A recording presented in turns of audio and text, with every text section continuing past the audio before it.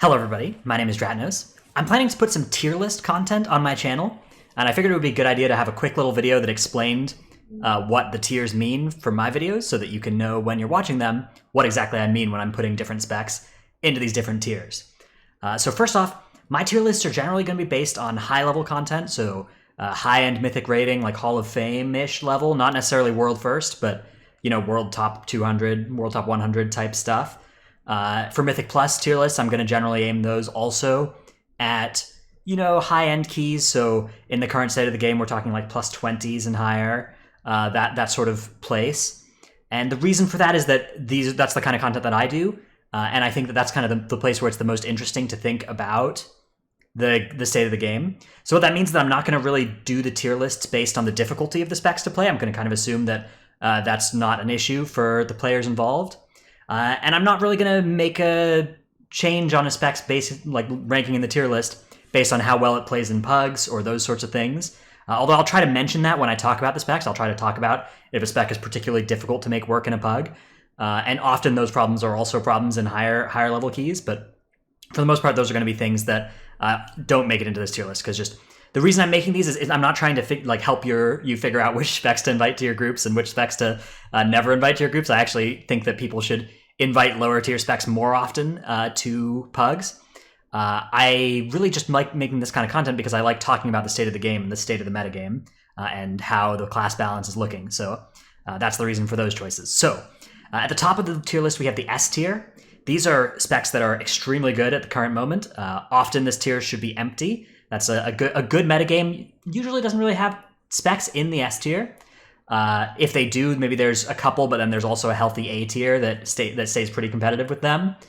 S tier specs generally don't have any weaknesses or very few weaknesses, nothing catastrophic at all for the content, and they have a bunch of strengths, including some unique strengths, right? They have strengths that no other specs have or no other specs in the top couple tiers really have.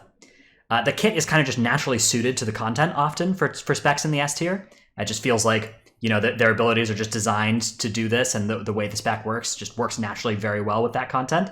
And also the numbers are just always good. Usually I think if I place a spec in the S tier, I'm implicitly saying that like if I was at Blizzard, I would be nerfing this spec, whereas that's not true for necessarily specs in the A tier. The A tier is just specs that are they're very strong. They might have a couple of small weaknesses, but none of them are fatal. None of them stop you from doing that kind of high level content. You don't need specs in your group necessarily to fill your weaknesses, which you may need in the lower tiers below A.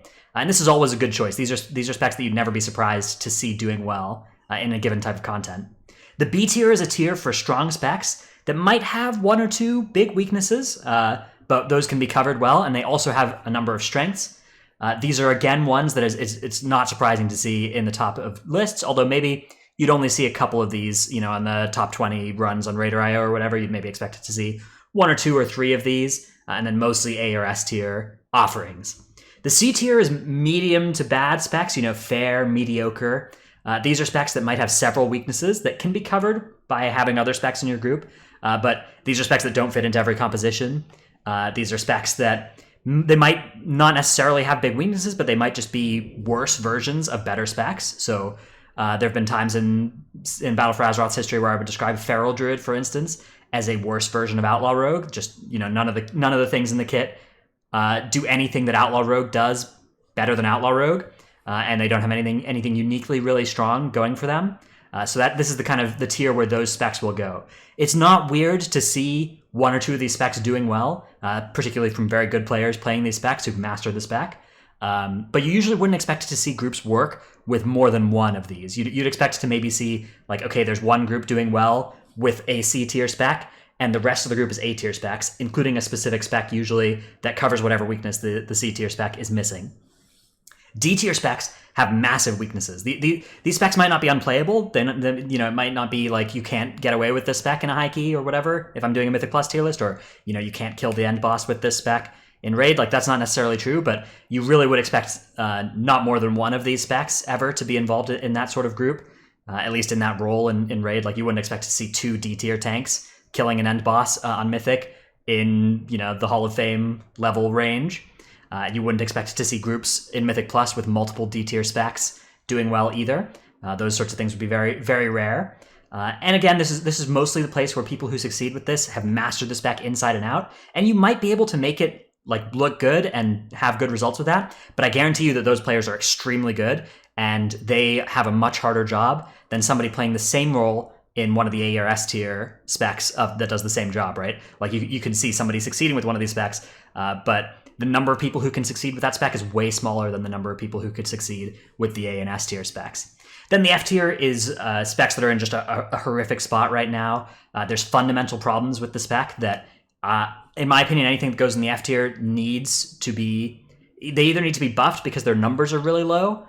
So in some cases, a numbers buff would work. And in some cases, numbers aren't the problem. There's just fundamental spec design that makes them not suited to the type of content that the tier list is for. Sometimes these specs are good in other places, and that makes it hard for Blizzard to buff them.